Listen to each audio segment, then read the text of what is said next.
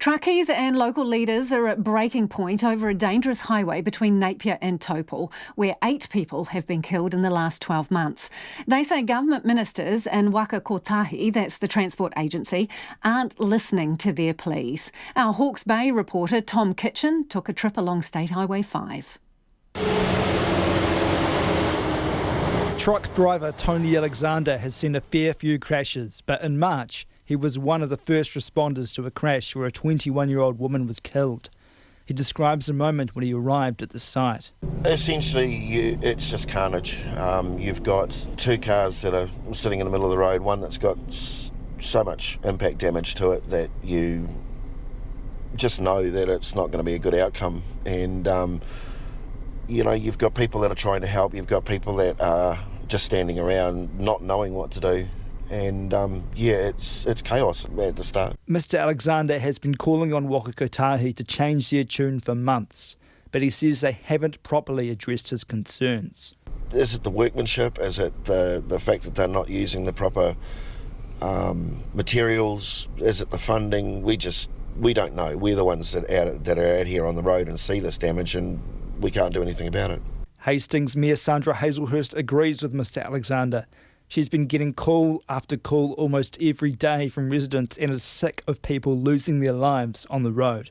But she says no significant change has been guaranteed by central government. While there has been a small investment in this road over the last year or so, it's not sufficient, and it is just replacing what is there and filling in.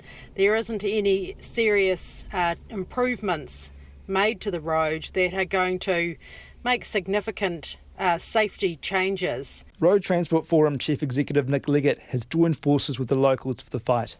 He says the road service is like a patchwork quilt, and as you drive along you can see why there are so many accidents. 8 fatalities in 12 months is an appalling record of road safety, and this road to us is a local and regional example of a national problem. He put a challenge to Associate Minister of Transport Julianne Genter, who's responsible for road safety. What is the response from politicians when they've got a road like this that's a major carrier of people and freight, and 8 people have been killed in the last year? Surely there has to be some response. And as I've said, I think that Julianne Genter needs to come to the Hawke's Bay and see this for herself. Ms Genter was unavailable for an interview with RNZ.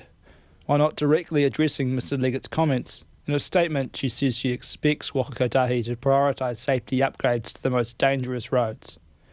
She says safety upgrades like sided median crash barriers and rumble strips will be rolled out across the 3,000 kilometres of high-risk state highways over Aotearoa. Waka Kotahi wouldn't be interviewed either, but its regional transport systems boss Oliver Postings says the agency recognises residents' concerns. It plans to analyse the road a bit more to see if there are any specific issues or areas that require immediate attention. But many locals in the Hastings district feel it's just a matter of time before the next life is claimed on this stretch of road. For Checkpoint, call Tom Kitchin.